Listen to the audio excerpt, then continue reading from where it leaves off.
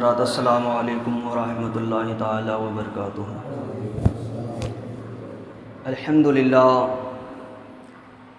الحمدللہ رب العالمین والعاقبۃ للمتقین والصلاة والسلام علی سید المرسلین وعلی آلہ وصحبہ اجمعین، اما بعد فاعوذ باللہ من الشیطان الرجیم ببرکۃ بسم اللہ الرحمن الرحیم۔ ان الصلاۃ تنہی عن الفحشاء والمنکر، صدق اللہ العظیم وصدق رسولہ النبی الامین المتین المبین الکریم، ونحن علی ذلک من الشاہدین والشاکرین والحمد للہ رب العالمین۔ باد توحید کے مدبال و شمع رسالت کے پروان و غوث و اعظم کی دیوان و اولیاء امت کی جانثار و آئیے سب سے پہلے آقائے نامدار مدینے کے تاجدار نائب پروردگار حضور احمد مصطفیٰ محمد مصطفیٰ صلی اللہ تعالی علیہ وسلم کی بارگاہ بے کس پناہ میں درود السلام کی ڈالے نچھاور کرے اور پرے باباد بلند سے اللہم صلی علی سیدنا صفینا حبیبنا نبینا مولانا محمد بارک وسلم، صلو علیہ صلاۃ و سلام علیک یا رسول اللہ صلی اللہ علیہ وسلم۔ خطبہ مسنون کے بعد قرآن مقدس ایک آیت کریمہ کا تلاوت کے رب ارشاد فرماتا ہے اقیموا الصلاۃ ان الصلاۃ تنہی عن الفحشاء والمنکر، کہ بے شک نماز بے حیائی اور بری باتوں سے روکتی ہے۔ اللہ تبارک و تعالیٰ نے قرآن عظیم میں 700 زائد مرتبہ نماز کا ذکر کیا ہے، نماز کا حکم دیا ہے، اور اللہ تبارک و تعالیٰ نے اپنے محبوب سرور دو عالم صلی اللہ علیہ وسلم کو نماز کا تحفہ دیا، اور حضور کی امت کے لیے اللہ نے نماز کا تحفہ دیا، تو کیا وہ تحفہ زمین پر دیا؟ نہیں، بلکہ اللہ تبارک و تعالیٰ نے اپنے محبوب کو اپنے قرب میں بلا کر کے نماز کا تحفہ دیا۔ جتنی بھی عبادتیں ہیں، ریاضتیں ہیں، وظائف ہیں، وہ تمام عبادتیں جو ہے اللہ تبارک و تعالیٰ نے حضرت جبرائیل کے ذریعے جو ہے زمین پر نازل فرمایا، لیکن جب نماز کی باری آئی، نماز کا وقت ہوا، تو اللہ تبارک و تعالیٰ نے اپنے محبوب کو جو ہے معراج کی رات اپنے قرب میں بلایا، وہ 27ویں رات تھی، اور اپنے قرب میں بلا کر کے نماز کا تحفہ دیا، نماز کا تحفہ دیا۔ اور اللہ تبارک و تعالیٰ نے اپنے بندوں کے لیے حضور کے ذریعے سے نماز کا تحفہ جو دیا، وہ کتنے وقت کی نماز؟ 50 وقت کی نماز، یعنی کہ 24 گھنٹے میں 50 وقت کی نماز کو ادا کرنا تھا، 50 وقت کی نماز کو ادا کرنا تھا۔ لیکن اتفاق یہ ہوا کہ معراج کی رات حضور سرور دو عالم صلی اللہ علیہ وسلم جو ہے مولا تبارک و تعالیٰ کی بارگاہ سے نماز کو لے کر کے واپس آ رہے تھے، تو چوتھے آسمان پہ حضرت موسیٰ علیہ السلام ملتے ہیں، حضرت موسیٰ علیہ السلام سے ملاقات ہوتے ہیں، تو موسیٰ علیہ السلام کہتے ہیں یا رسول اللہ صلی اللہ علیہ وسلم، اللہ تبارک و تعالیٰ نے آپ کے لیے کیا تحفہ دیا؟ تو حضور فرماتے ہیں کہ اللہ تبارک و تعالیٰ نے میرے امت کے لیے 50 وقت کی نماز تحفہ دیا۔ تو حضرت موسیٰ علیہ السلام کہنے لگے یا رسول اللہ صلی اللہ علیہ وسلم، میرے امت پہ اللہ تبارک و تعالیٰ نے جو عبادت نازل کیا تھا، میری امت وہ عبادت نہ کر سکا، اور میں لوگوں کو پہچانتا ہوں، لوگوں کی سستیت کو جانتا ہوں کہ ہو سکے آپ کی امت بھی 50 وقت کی نماز نہیں پڑھتا ہے۔ تو حضرت موسیٰ علیہ السلام نے جو ہے رسول اللہ صلی اللہ علیہ وسلم نے کہا، رسول اللہ صلی اللہ علیہ وسلم سے کہا یا رسول اللہ، آپ اللہ تبارک و تعالیٰ کے بارگاہ میں جائیے، کچھ نماز کے کم کروائیے۔ تو یا رسول اللہ صلی اللہ علیہ وسلم جو ہے دوبارہ مولا کے بارگاہ میں حاضر ہوتے ہیں، اور 5 وقت کی نماز کو کم کرا دیا، اپنا التجا سنایا، باتیں کہیں۔ اللہ تبارک و تعالیٰ نے 5 وقت کی نماز کو کم کر دیا، اور پھر دوبارہ پھر واپس آئے، پھر چوتھے آسمان پر پھر حضرت موسیٰ علیہ السلام ملے، پھر کہا یا رسول اللہ صلی اللہ علیہ وسلم، اللہ تبارک و تعالیٰ نے آپ کے امت کے لیے کتنے نماز کم کرا دی ہے؟ تو رسول اللہ فرماتے ہیں کہ میرے امت کے لیے 5 وقت کی نماز کو کم کرا دیا، اب 45 وقت کی نماز رہ گئے۔ لیکن پھر حضرت موسیٰ علیہ السلام کہتے ہیں یا رسول اللہ صلی صلی اللہ علیہ وسلم آپ کے امت پر یہ بھی بھاری ہو جائیں گے۔ تو اسی طرح سے رسول اللہ صلی اللہ علیہ وسلم جو ہے 9 مرتبہ آنا جانا کیا، یعنی کہ 9 مرتبہ چوتھے آسمان سے مولا کی بارگاہ میں حاضر ہوتے ہیں، پھر وہاں سے واپس آتے ہیں، پھر موسیٰ علیہ السلام کہتے ہیں یا رسول اللہ اور کم کروائیے، اسی طرح سے 9 مرتبہ آتے جاتے رہے۔ 9 مرتبہ میں 5 سے اگر برا کیا جائے تو 45 وقت کی نماز کم ہو چکے ہیں، اب صرف 5 وقت کی نماز رہ گیا ہے۔ لیکن پھر حضرت موسیٰ علیہ السلام عرض کرتے ہیں یا رسول اللہ صلی اللہ علیہ وسلم آپ کے امت کے لیے اللہ تبارک و تعالیٰ نے اب کتنے نمازیں باقی رکھا ہے؟ تو رسول اللہ صلی اللہ علیہ وسلم ارشاد فرماتے ہیں اے موسیٰ سنو، اللہ تبارک و تعالیٰ نے 45 کو گھٹا کر کے 5 رکھ دیا ہے۔ لیکن موسیٰ پھر کہتے ہیں یا رسول اللہ ایک بار اور جائیے، اگر ایک بار اور جاتے ہیں کچھ اور کم ہو جائیں گے۔ لیکن رسول اللہ فرماتے ہیں اب مجھے حیا آ رہی ہے، کیونکہ ہر مرتبہ 5 گھٹانے کا سسٹم تھا، ہر مرتبہ 5 گھٹانے کا ایک معیار تھا۔ اگر اس بار بھی جاؤں اگر 5 گھٹ گیا تو پھر بچے گا کیا؟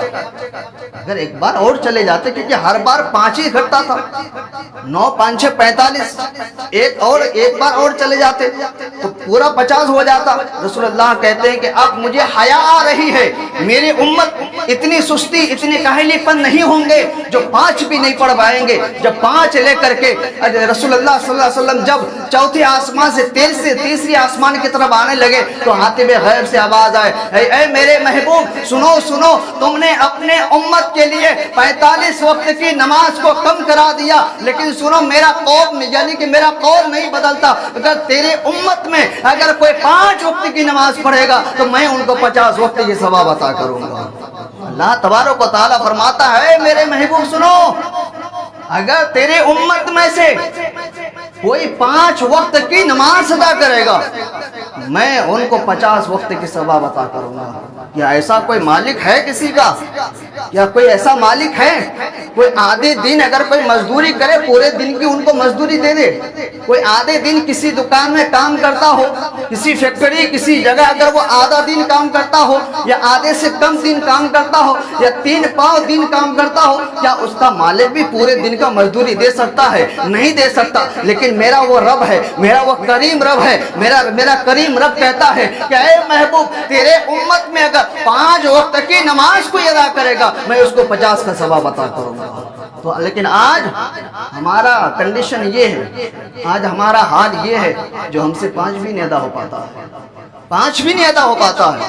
ہم جمعہ کو آ گئے پڑھ لیے پھر فری ہو گئے، جمعہ ہی ہمارے لیے ایک نماز رہ گیا ہے، یا سال میں 2 نمازیں جو آتے عید اور بقرعید کی، یہی 2 نمازیں، یہ جمعہ کے 3 جمعہ سال میں کتنے مرتبہ آتے ہیں؟ 52 مرتبہ آتے ہیں سال میں 52۔ لیکن ہم پر نماز کتنے وقت کی فرض ہے؟ کیا صرف 52 مرتبہ فرض ہے یا سال کے 365 دن میں ہر دن 5 وقت کی نماز فرض ہے؟ نماز تو فرض عین ہے۔ اللہ تبارک و تعالی نے نماز کو سب عبادتوں سے اعلیٰ قرار دیا ہے، سب عبادتوں سے بہتر قرار دیا ہے، کیونکہ نماز فرض عین ہے۔ کس پر؟ ہر مرد اور بالغ عورت پر نماز فرض ہے۔ اگر مرد 15 سال کی عمر میں لگ جاتا ہے تو اسی دن سے اس پر نماز فرض ہو جاتے ہیں۔ عورت جس کی عمر اگر 9 سال ہو گئی تو اسی دن سے ان پر نماز فرض ہو گئی۔ اب نماز کب تک فرض رہے گا؟ رسول اللہ صلی اللہ علیہ وسلم ارشاد فرماتے ہیں کہ جب تک تمہارے جسم پر جان رہے گا، جب تک تمہارے سانسیں چلیں گے تب تک تم پر نماز فرض ہے۔ لیکن آج ہم لوگ نماز کو بہانے لگا کر کے چھوڑ دیتے ہیں، آج ہم لوگ نماز کو کام کی وجہ سے چھوڑ دیتے ہیں، آج ہم لوگ نماز کو کہیں بیٹھنے کی وجہ سے چھوڑ دیتے ہیں، نماز کو آج ہم ادھر ادھر کر کے چھوڑ دیتے ہیں۔ ہم تو یہ سمجھتے ہیں کہ ہم جمعہ پڑھ لیے، ہم نے جو ہے نماز کو ادا کر لیا، بلکہ صرف جمعہ سے نماز ادا نہیں ہوتا ہے۔ جس طرح سے تم پر جمعہ فرض ہے اسی طرح سے تم پر نماز بھی فرض ہے، اسی طرح سے نماز پنجوانہ بھی تم پر فرض ہے۔ لیکن آج مسلمان پریشان کیوں ہے؟ آج مسلمان جگہ جگہ پریشانیوں کا سامنا کیوں کرنا پڑ رہا ہے؟ مسلمان افراتفری کے ماحول میں کیوں گھر چکا ہے؟ مسلمان کے اندر یہ پریشانیاں کیوں آیا ہوا ہے؟ رسول اللہ صلی اللہ علیہ وسلم ارشاد فرماتے ہیں اگر میرے امت میں اگر یعنی کہ جو نمازوں کو چھوڑ دے گا، جو نمازوں سے دور ہو جائے گا، اللہ تبارک و تعالیٰ ان کو پریشانیوں میں گرا دے گا، ان کو پریشانیوں میں گرا دے گا۔ اور نماز کیا ہے؟ نماز تو مومن کی پہچان ہے، نماز مومن کی پہچان ہے، مومن کی شان ہے، ایمان کا یعنی کہ ایمان کا جز ہے۔ اور نماز کیا ہے؟ نماز دین کا ستون ہے، دین کا کھمبا ہے، دین کا چھت ہے۔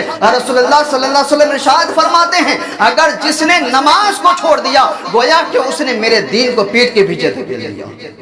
جس نے نماز کو چھوڑا اس نے اسلام کے چھت کو کمزور کر دیا، اور اس نے نماز کو جس نے نماز کو بھول گیا گویا کہ اس نے اسلام کے چھت کو اپنے اوپر گرا دیا۔ نماز دین کا ستون قرار دیا ہے، دین کا کھمبا ہے۔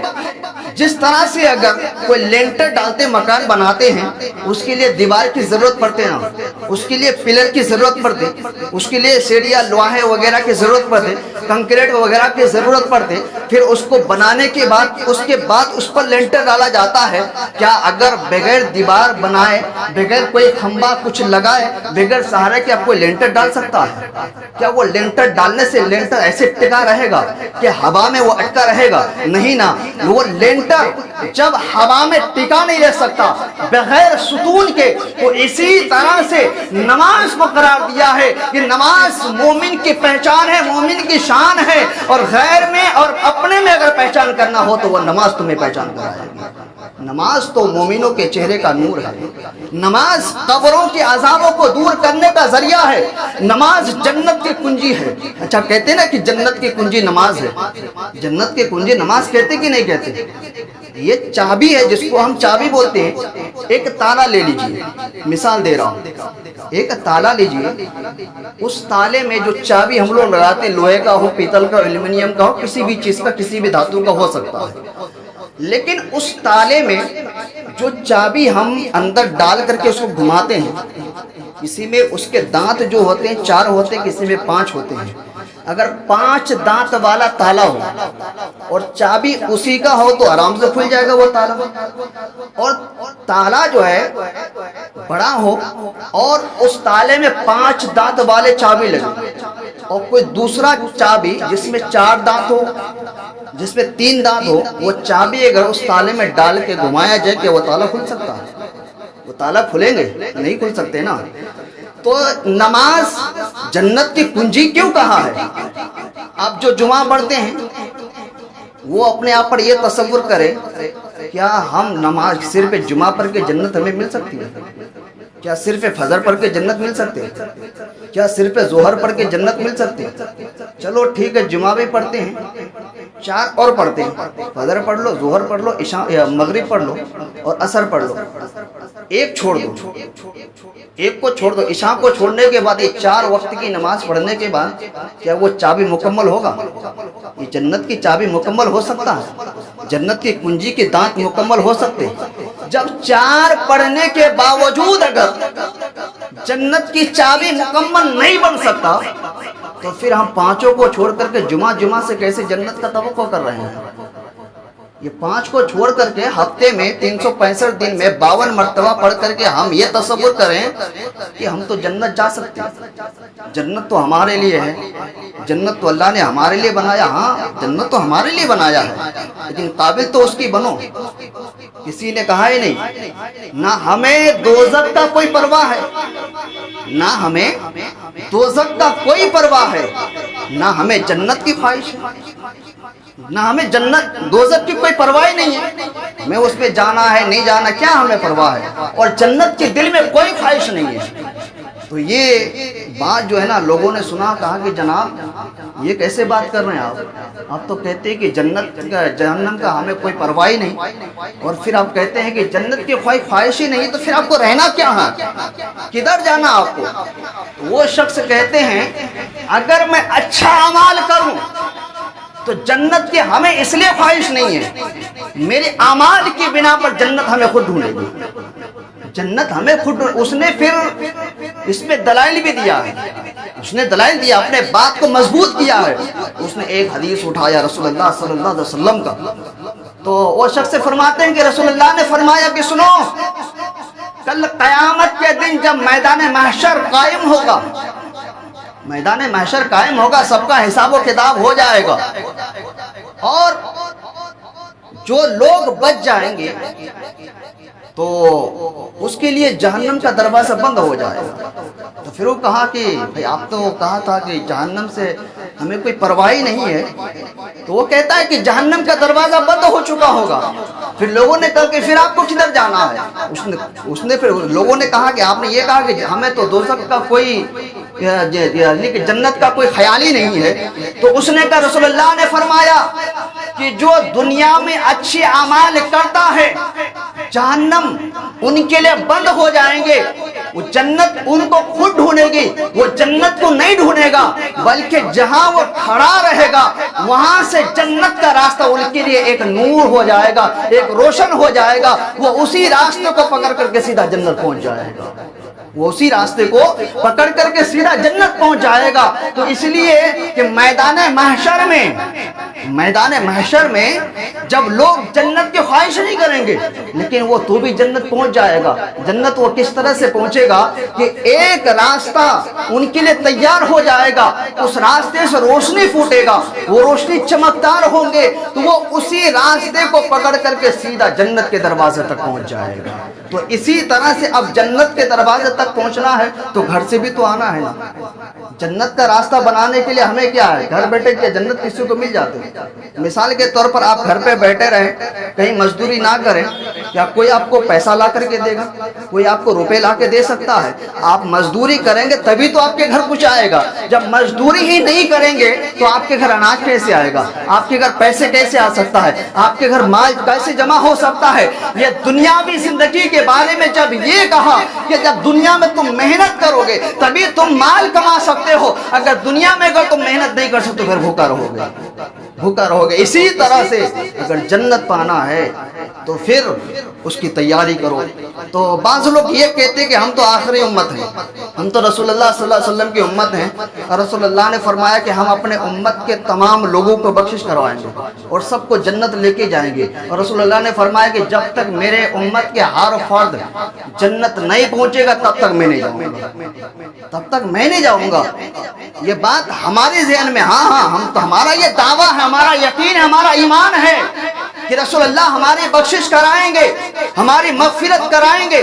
ہم گنہگاروں کو اپنے ساتھ جنت لے کر کے جائیں گے، اپنے کملی میں چھپائیں گے اور اپنے ہاتھ سے آب کوثر پلائیں گے. لیکن شرط کیا ہے ان کے لیے؟ ایک واقعہ حضرت رابعہ بصریہ بہت بڑے اللہ کے ولیہ ہے، جب اس نے ایمان لے کر کے آئی، رسول اللہ صلی اللہ علیہ وسلم کے ہاتھ پر کلمہ پڑھ کے مسلمان ہوئی، تو وہ رابعہ کہتی ہے، یا رسول اللہ صلی اللہ علیہ وسلم، کیا ہم تو ایمان تو لے کر کے آئے، ہم تو مذہب اسلام میں شامل ہو گئے، تو قیامت کے دن میدان محشر میں ہماری بخشش کرائیں گے کہ نہیں کرائیں گے؟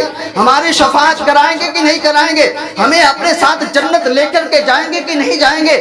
اپنے کملے میں چھپائیں گے کہ نہیں چھپائیں گے؟ وہ میدان محشر جو زمین تانبے کے ہوں گے، سورج سوا نیزے پر ہوں گے اور تپتی ہوئی دھوپ تمہارے سر پر آئیں گے، لوگ اپنے حال میں پریشان ہوں گے، نفسی کا عالم ہوگا. تو رابعہ کہتی ہے، یا رسول اللہ صلی اللہ علیہ وسلم، ہمیں جنت لے کر کے جائیں گے یا نہیں؟ تو رسول اللہ صلی اللہ علیہ وسلم ارشاد فرماتے ہیں، اے رابعہ سنو، جنت لے کر کے تمہیں جانا میرا کام ہے، لیکن تم میری مدد کرنا. تو رابعہ کہتی ہے، یا رسول اللہ صلی اللہ علیہ وسلم، آپ کی میں مدد کیسے کر سکتی ہوں؟ رسول اللہ فرماتے ہیں کہ جب تک تم اس دنیا میں زندہ رہو گی، جب تک اس زمین پہ رہو گی، کبھی تم نماز کو نہ چھوڑنا، کبھی تم دین کو نہ چھوڑنا، کبھی شریعت کو تم نہ بھول جانا، کبھی قرآن جس طرح سے تمہیں چلنے کے لیے کہا ہے ان کے خلاف نہ جانا. یہ رسول اللہ صلی اللہ علیہ وسلم کے صحابیہ بھی ہے، اللہ کے ولیہ ہے. وہ اللہ کے ولیہ جس کے مقام بڑے بڑے اولیاء کے لسٹ میں آتے ہیں، جس کے نام ولیوں کے لسٹ میں آتے ہیں، اس کو رسول اللہ فرماتے ہیں کہ قیامت کے دن تم میری مدد کرنا. کیسے مدد؟ یہ نمازوں سے ہماری مدد کرنا، تلاوتوں سے ہماری مدد کرنا. آپ غور و فکر کریں، کیا ہم بہت بڑے عالم دین ہیں؟ فکر کریں، اپنے آپ کو کہیں کیا ہم بڑے عالم ہیں، بڑے مفتی ہیں، کیا قرآن کے حافظ ہیں؟ کیا حاتب غیب سے یا آسمان سے کوئی فرشتہ آ کر کے ہمارے کانوں میں یہ کہا کہ تم پر نماز معاف ہو گیا، تم نماز نہ پڑھو اور رسول اللہ تمہارے بخشش کر؟ کیا کسی نے ہمیں بھی کہا؟ چلو حاتب غیب کی بات بھی چھوڑ دو، کیا سوتے ہوئے خواب میں بھی آ کر کے کسی نے کہا کہ تم نماز نہ پڑھو، تم پر نماز معاف ہو گیا؟ اگر نماز معاف ہو جاتی تو سب سے پہلے انبیاء پر معاف ہوتی، انبیاء کو بھی چھوڑ دو۔ سرکار غوث پاک رضی اللہ تعالیٰ عنہ کو جانتے کہ نہیں جانتے؟ بڑے پیر صاحب کو جانتے کہ نہیں؟ جس کا 11ویں مناتے جانتے ہیں نا؟ سنو اس کا فرمان، سرکار غوث پاک رضی اللہ تعالیٰ نے ایک مرتبہ جو ہے شدت گرمی یعنی کہ موسم گرما میں اپنے گھر سے نکل کر کے مسجد جا رہے تھے نماز کے لیے۔ کہاں سے؟ اپنے گھر سے نکل کر کے مسجد نماز کے لیے جا رہے تھے، اور جیسے ہی گھر سے نکلے ایک بادل کا ٹکڑا آتا ہے، ایک بادل، اور شدت گرمی تیز ہے، خوب دھوپ ہے اور اوپر کوئی سایہ نہیں ہے۔ تو سرکار غوث پاک جو ہے مسجد کے لیے نکلے اپنے گھر سے، کیا دیکھتے ہیں کہ ایک بادل کا ٹکڑا سرکار غوث پاک کے اوپر جو ہے وہ چھاؤں کرتا ہوا، دھوپ کو چھاؤں کرتا ہوا وہ چلے جا رہے ہیں۔ چلتے چلتے وہ اس بادل کے ٹکڑے سے آواز آنے لگی، اے عبد القادر، اے عبد القادر۔ تو سرکار غوث پاک نے دیکھا چاروں طرف کہ بھائی کوئی بندہ نہیں ہے، میرا نام کون پکار رہا ہے، مجھے کون پکار رہا ہے؟ تو پھر کہا اے عبد القادر۔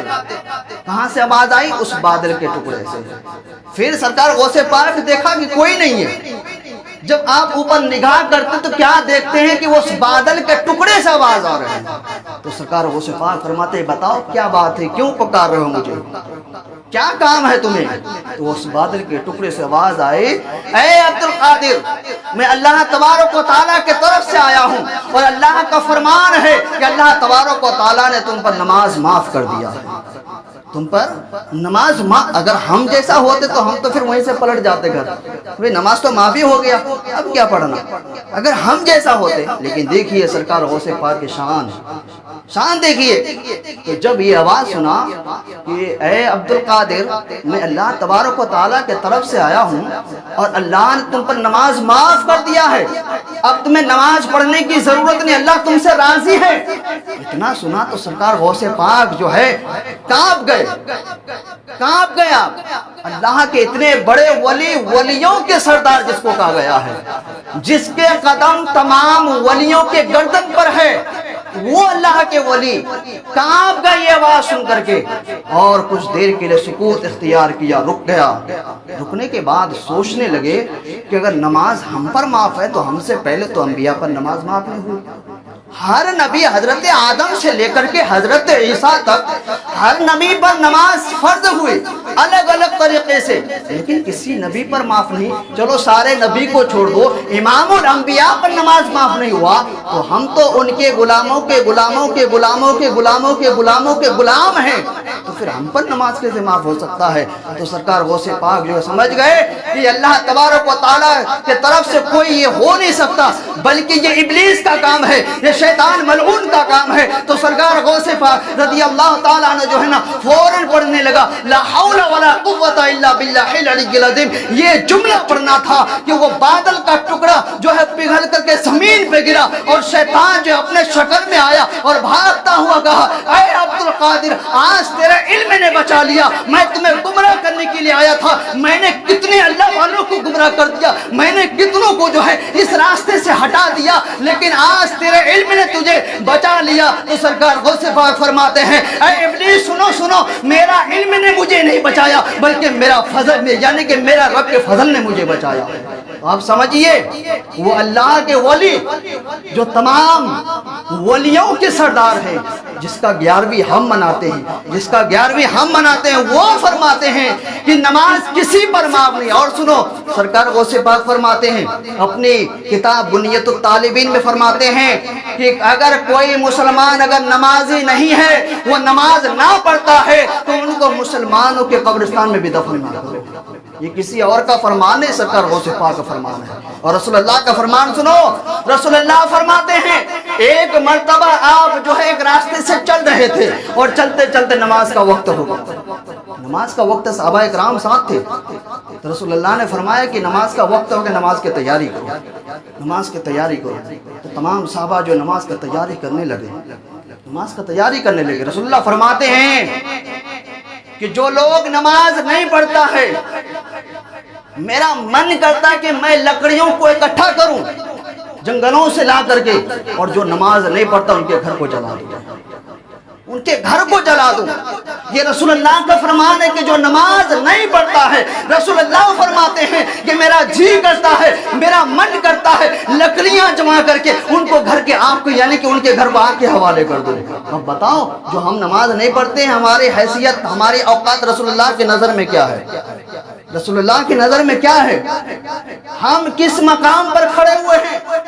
ہماری قسمت تو اچھی ہے، ہم تو مذہب اسلام میں پیدا ہوئے، اور ہم تو اور زیادہ خوش نصیب ہیں، تو ہم تو امت محمدیہ میں پیدا ہوئے۔ اس امت میں پیدا ہونے کے لیے نبیوں نے دعا کی، حضرت موسیٰ نے دعا کی اللہ تبارک و تعالیٰ سے، مولا تبارک و تعالیٰ یا مجھے امت محمدیہ کو مجھے دے دو، یا پھر مجھے امت محمدیہ میں پیدا کرو۔ یہ دعائیں کیے، لیکن ہم امت محمدیہ میں پیدا ہونے کے باوجود ہم نمازوں سے دور ہیں۔ اچھا، ہم نمازوں سے کیوں دور ہیں؟ ہمیں دین کا فکر کیوں نہیں ہے؟ ہمیں دین سے محبت کیوں نہیں ہے؟ کیونکہ دین تو ہمیں فری میں مل گیا۔ دین تو ہمیں جیسے اگر کوئی گلی کوچے میں، روڈ میں کوئی چیز بانٹ رہا ہو، اسی طرح سے ہمیں تو دین ملا ہے۔ ہم نے دین کے لیے کیا کیا؟ کیا ہم نے دین کے لیے کوئی پتھر بھی کھائے؟ کیا ہم اس دین کے لیے کسی کے منہ سے گالیاں سنے؟ کیا ہم نے اس دین کے لیے اپنے اوپر کوڑے ڈلوائے؟ کیا اس دین کے لیے غیروں نے ہمارے اوپر پتھر برسائے، ہمارے خون نکل کے ایڑیت تک پہنچے؟ نہیں نا۔ پڑھو واقعات رسول اللہ صلی اللہ علیہ وسلم، طائف کے بازار میں رسول اللہ صلی اللہ علیہ وسلم نے اسی دین کے خاطر پتھر بھی کھائے ہیں۔ آپ کو اتنے پتھر مارے ظالموں نے، آپ کے سر میں پتھر لگے اور آپ کا خون جو ہے نکل کر کے ایڑیوں تک آ چکے، لیکن اس دین کے رسول اللہ نے تو کہاں نہیں گئے۔ رسول اللہ نے کتنی مصیبتیں اٹھائے، کتنی مصیبتیں جھیلے، لیکن آج ہم نے کیا کیا؟ آج ہم نے ان کے فرمان کو بھلا دیا، آج ہم نے ان کے یعنی کہ ان کے قائم کردہ نظام کو ہم نے چھوڑ دیا، آج ہم نے ان کے شریعت کو بھلا دیے، آج ہم نے قرآن و حدیث کے مطابق زندگی گزارنا چھوڑ دیے۔ آج کہتے ہیں کہ قرآن و حدیث کے مطابق زندگی گزارو، تو کہتے ہیں کہ قرآن و حدیث بہت بھاری ہے، دین پر چلنا بہت یعنی کہ بہت کٹھنائی ہے، دین پر چلنا آسان نہیں ہے۔ میں کہتا ہوں چل کر کے دیکھو، اگر یہ دین آسان نہیں ہوتا، سارے 1400 سال میں بڑے بڑے سائنٹسٹوں نے اس بات کا ریسرچ کیا اور ذکر کیا، سارے 1400 سال میں اگر کوئی مذہب اگر یعنی کہ کوئی مذہب اگر عروج پایا، کوئی مذہب اگر یعنی کہ فروغت پایا، تو وہ مذہب اسلام ہے۔ سارے 1400 سال میں مذہب اسلام دوسرے نمبر پر ہے۔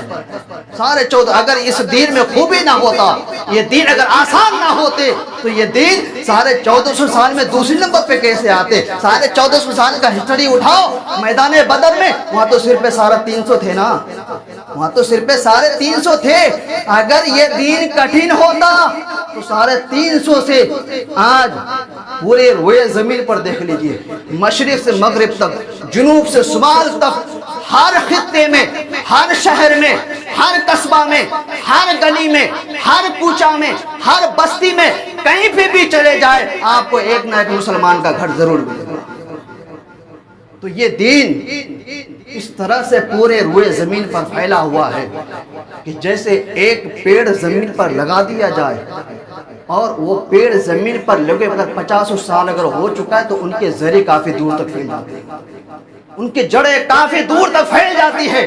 تو اسی طرح سے یہ مذہب، یہ دین کے بارے میں اللہ ارشاد فرماتا ہے نا، ان الدین عند اللہ الاسلام، قرآن ان کا شاہد ہے، کسی عالم کا فرمان نہیں، کسی مفتی کا فرمان نہیں، کسی محدث کا فرمان نہیں، کسی عالم کا یہ قول نہیں ہے، بلکہ اللہ تبارک و تعالیٰ کا فرمان ہے، قرآن اس کا شاہد ہے، ان الدین عند اللہ الاسلام۔ اگر پورے روئے زمین پر اللہ تبارک و تعالیٰ کے نزدیک اگر کوئی دین اگر پسندیدہ ہے تو وہ مذہب اسلام ہے۔ اگر یہ دین اگر کٹھن ہوتا یہ دین اگر آسان نہ ہوتے تو اس دین کے بارے میں اللہ تبارک و تعالیٰ خود یہ نہیں فرماتا یہ دین اتنا آسان ہے، اتنا آسان ہے، لیکن ہم لوگوں نے کٹھن بنا دیے، ہم لوگوں نے نمازیں چھوڑ دیے، ہم نے دین کو بھلا دیے۔ بھئی نماز ہی تو ہے دین کا ستون ہے، میں نے ابھی کہا نا، نماز دین کا کھمبا ہے، دین کا ستون ہے، دین کی چھت ہے۔ جب ہم کھمبا کو ہی کمزور کریں گے تو یہ چھت تو ہمارے پر گرنا ہے نا۔ ہم جس مکان پہ رہ رہے ہیں لینٹر بڑا اچھا ڈالا ہوا، زیادہ کنکریٹ ڈال دیے، سیمنٹ زیادہ لگا دیے، اچھے کوالٹی کا لگا دیے، لیکن ان کا دیوار اگر کمزور ہو، دیوار زرخیز ہو، اس کا پلر اگر بانس کا ہو یا کسی ڈنڈے کا ہو، یا وہ چھت ٹک سکتا ہے؟ وہ چھت ایک نہ ایک دن تو ہم پر گرے گا ہی نا۔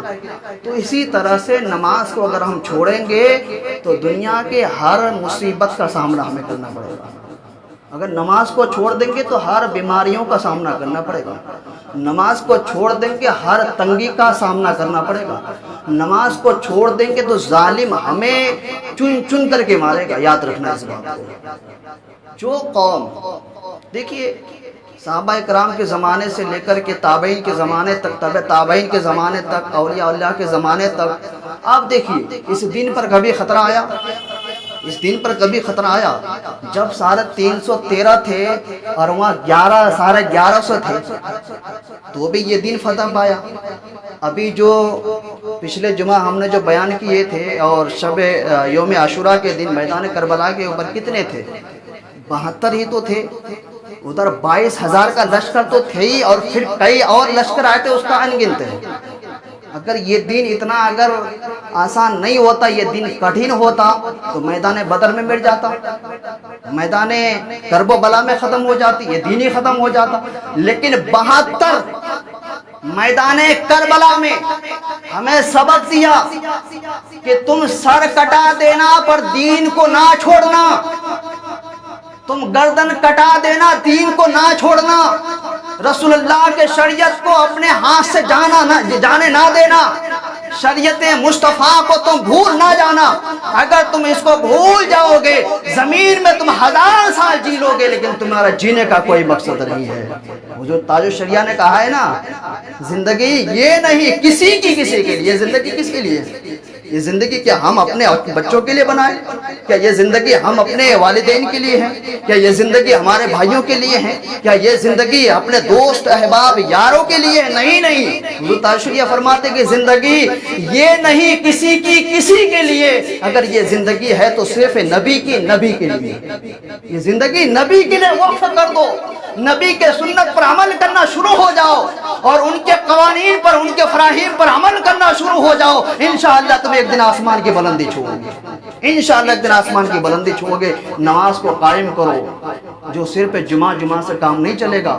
سر پہ ہم پر جمعہ فرض نہیں ہے، ہم پر جس طرح سے جمعہ فرض ہیں، جس طرح سے ہم گھروں سے جمعہ کے دن نہا دھو کر کے کپڑے خوشبو لگا کر کے مسجد کی طرف رخ کرتے ہیں، اسی طرح سے نماز پنجگانہ بھی تمہارے اوپر یہی حکم ہے کہ نماز پنجگانہ میں بھی تم کپڑے پہن کر کے نہا دھو کر کے خوشبو لگا کر کے اللہ کے گھر کی طرف بڑھاؤ۔ اور تم آج اللہ کے گھر کی طرف اگر تم بڑھو گے تو کل قیامت کے دن میدان محشر میں جنت تمہیں ڈھونڈے گی، اور جہاں تم رہو گے میدان محشر کے ایک کونے میں تم رہو گے، جنت دوسری کونے میں رہے گی، جنت وہاں سے تمہیں پکار کے کہے گی، اے جنتیوں کہاں ہو، آؤ میں ادھر ہوں۔ تمہارے لیے ایک نور کا راستہ بن جائے گا، پھر اسی راستے سے پکڑ کے تم جنت چلے جاؤ گے۔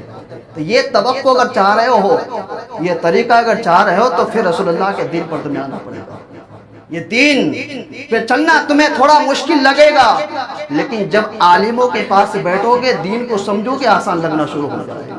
جب نماز شروع کرو گے، نماز کی عادی ہو جائے گا نا، قسم خدا کے میں کہتا ہوں، یہ آزما کر کے دیکھیے، ہماری بات ایک بار آپ مان کر دیکھیے، صرف 40 دن گنتی سے ایک قلم لینا، ایک کاغذ لینا، اور روز لکھتے جانا، آج 1 دن ہوا، 2 دن ہوا، 3 دن ہوا، 10 دن ہوا، 20 دن ہوا، جس دن آپ کا 40واں دن ہوگا، اس لیے 40 دن کی گنتی کرنا ہے نماز کو۔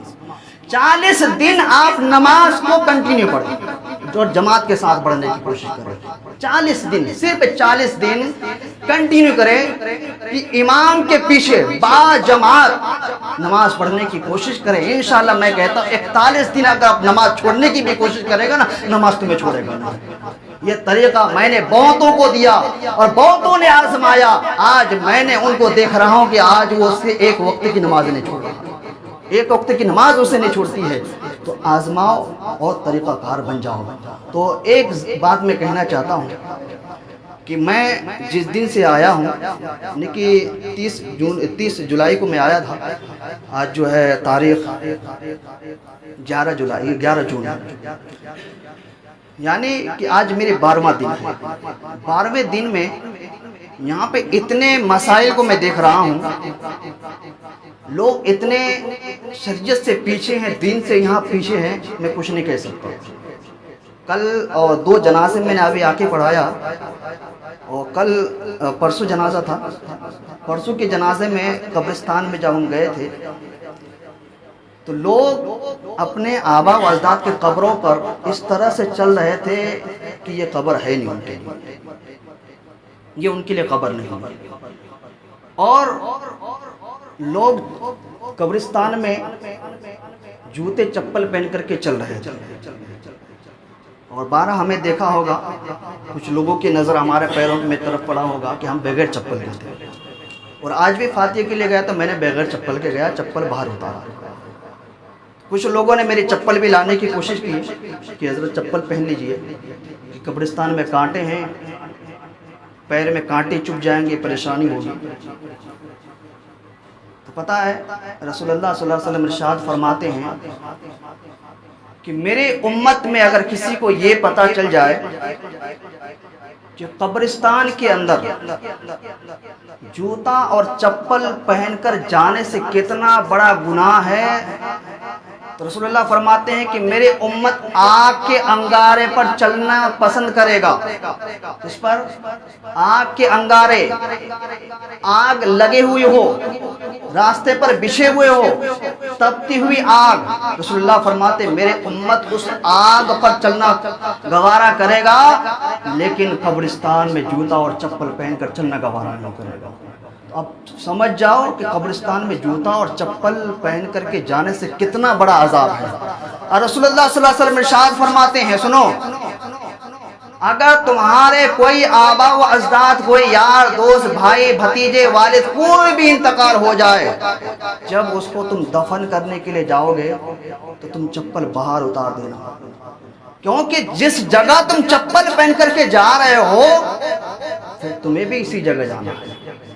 اور دوسری بات مثال دے رہا ہوں، آپ کسی آفس میں جا رہے ہیں یا کسی کے مکان پر جا رہے ہیں اور وہ مکان صاف ستھری ہو، اس میں اچھے قالین بچھا ہوا ہو، چپل کیا آپ اپنے جوتے کو پہن کر کے اس آفس میں داخل ہوں گے یا اس گھر میں داخل ہوں گے کہ چپل اتار کر کے داخل ہوں گے؟ چپل جوتے اتار کر کے تو داخل ہونا ہے نا.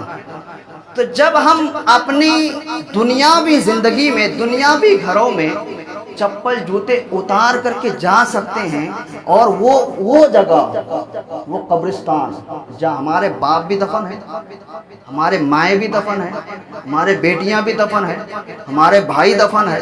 اگر میں ایک بات کہوں، حضرت آدم سے اگر رشتہ جوڑو تو تمام مسلمان بھائی ہیں. تو اپنے بھائیوں کے قبر پر جوتا اور چپل پہن کر چلنا تمہارے دل کیسے گوارا کر رہا ہے؟ سمجھو اس بات کو. تم بھی کل اسی قبرستان میں جاؤ گے اور تمہارے قبر پر کوئی اگر جوتا چپل پہن کر کے جائے گا تو پھر کیا حال ہوگا؟ رسول اللہ فرماتے ہیں کہ کوئی بھی شخص قبرستان جاتا تو سلام کرتے کہ نہیں کرتے؟ السلام علیکم یا اہل القبور، کرتے کہ نہیں کرتے؟ اچھا، یہ سلام کیوں کرتے؟ سلام کس کے؟ زندہ کے لیے کہ مردہ کے لیے؟ سلام تو خیر زندہ کے لیے ہیں، لیکن ہم مردہ کو بھی سلام کرتے کہ نہیں کرتے؟ السلام علیکم یا اہل القبر، اے قبر والا تمہارا میرے سلام. کیوں کہتے ہیں یہ؟ کیوں کہتے ہیں؟ اس لیے کہتے ہیں نا کہ وہ اپنے قبروں پر ہے.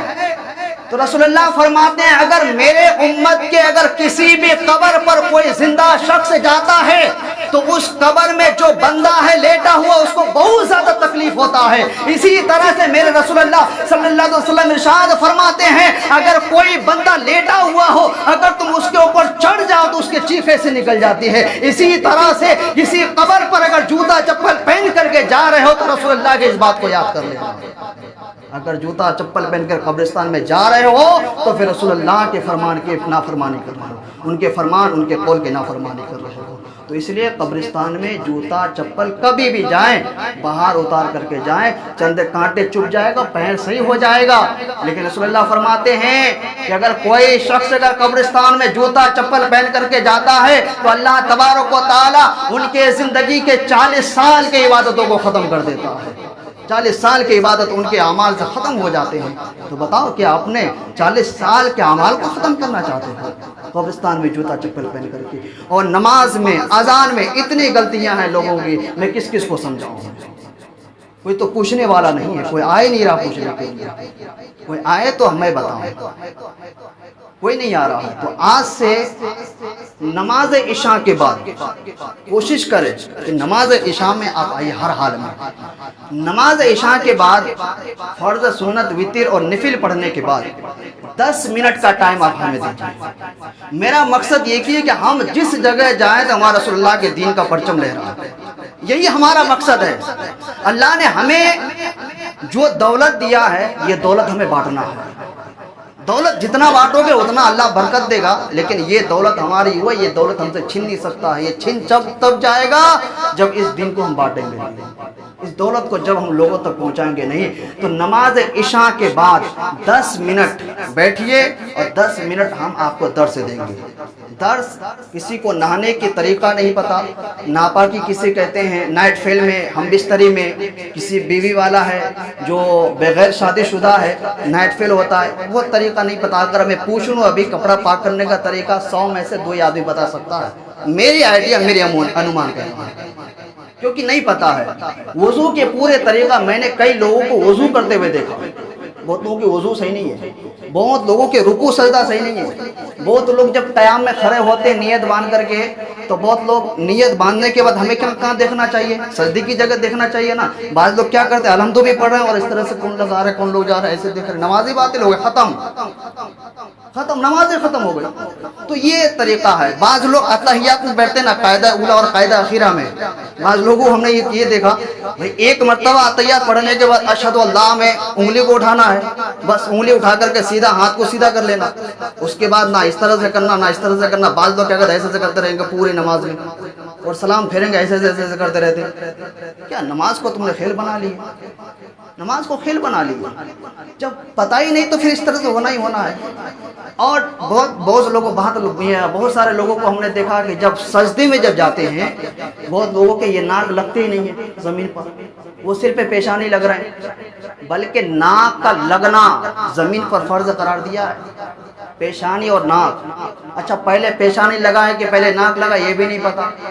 بہت لوگوں کے پیر انگلیاں جو اس طرح سے موڑتے ہیں، انگلیوں کے پیٹ تو کوئی اس طرح سے رکھ لیتے ہیں، کوئی سیدھے پیر کے انگلیوں کو موڑنے کی بجائے الٹے پیر کے انگلیاں موڑ رہے ہیں. نماز ہی نہیں ہوگی بھائی، کیا فائدہ نماز میں؟ تبھی ہم لوگ کہتے ہیں کہ نماز میں مزہ نہیں آ رہا، نماز میں دل لگی نہیں ہے، نماز میں ہمیں سکون نہیں ہو رہا. ہم اتنے نمازیں پڑھ رہے ہیں ہمیں پتہ نہیں ہماری نماز قبول ہو رہی کہ نہیں ہو رہی ہے، ہمیں نماز میں من ہی نہیں لگ رہا ہے، نماز پڑھنے کو دل ہی نہیں چاہ رہا ہے. ہم کوشش کر رہے ہیں، کوشش الگ چیز ہے. جب نماز صحیح طریقے سے ادا کرو گے، وضو دیکھیے نماز کے لیے کپڑا کا پاک ہونا، جسم کا پاک ہونا، غسل کا صحیح ہونا، وضو کا صحیح ہونا، اور جس زمین پر نماز پڑھو اس کا صحیح ہونا، اور جس طرح سے نماز پڑھو وہ ارکان تمام آ جانا. پھر نماز پڑھو، نماز میں پھر دل لگنا شروع ہو جائے گا، نماز سے محبت ہو جائے گی. کسی بھی چیز کو کرو تو دل سے کرو. تو اس لیے آج سے یہ درس رکھا گیا ہے کہ عشاء کے بعد 10 منٹ لیں گے، زیادہ نہیں لیں گے آپ سے. 10 منٹ میں انشاءاللہ جہاں تک ہو سکے جتنے دن میں یہاں رہوں آپ ہم سے کبھی بھی سوال پوچھ سکتے ہیں کسی بھی چیز پر، دینی دنیاوی کسی بھی طرح سے، جس طرح سے آپ بیٹھتے ہیں. اگر مسجد میں بیٹھے ہوئے یہاں پہ مسائل پوچھ سکتے ہیں. اگر کسی کو یہاں ٹائم نہیں ہے آپ ہمارے کمرے میں آ سکتے ہیں، وہاں پہ مسائل پوچھ سکتے ہیں. اب اس طرح سے نہیں تو فون کر کے بھی آپ ہم سے مسائل پوچھ سکتے ہیں انشاءاللہ. 1-2 دن کے اندر موبائل نمبر ہم یہاں پہ بھی لکھ دیں گے اور اپنے روم کے سامنے بھی لکھ دیں گے. جس کو بھی مسائل کو جس طرح کا مسائل ہو, نماز کے تعلق سے ہو یا کوئی سی بھی تعلق سے ہو, اگر بہت سارے ایسے مسائل ہیں جو پوشیدہ مسائل جیسے حیض و نفاس کے بارے میں, عورتوں کے بارے میں, بہت سارے عورتوں کو نہیں پتا ہے, تو آپ کے ذمہ ہے کہ ان تک صحیح مسائل پہنچانا.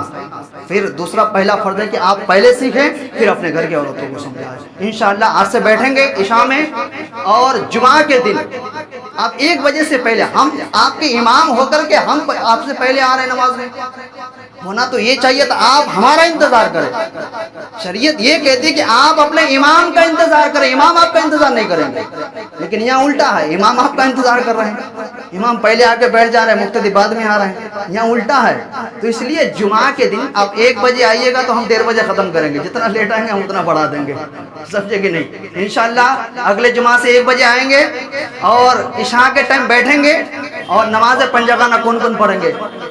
ہاتھ اٹھا کے بتائیے کہ انشاءاللہ میں نماز پنجگانہ انشاءاللہ کوشش کریں گے, پڑھیں گے نماز عشاء. بہت سارے لوگ نہیں اٹھا رہے ہیں, ایسا لگ رہا ہے کہ پڑھنے کا موڈ میں نہیں ہے. دیکھتے ہیں کب تک نہیں پڑھیں گے.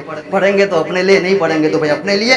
کہنا سمجھانا ہمارا کام ہے, ہمارا ذمہ ہے, ہمارا فرض ہے. ہم اپنے بڑے جماعت سے فریغ ہو جاتے. السلام علیکم ورحمۃ اللہ.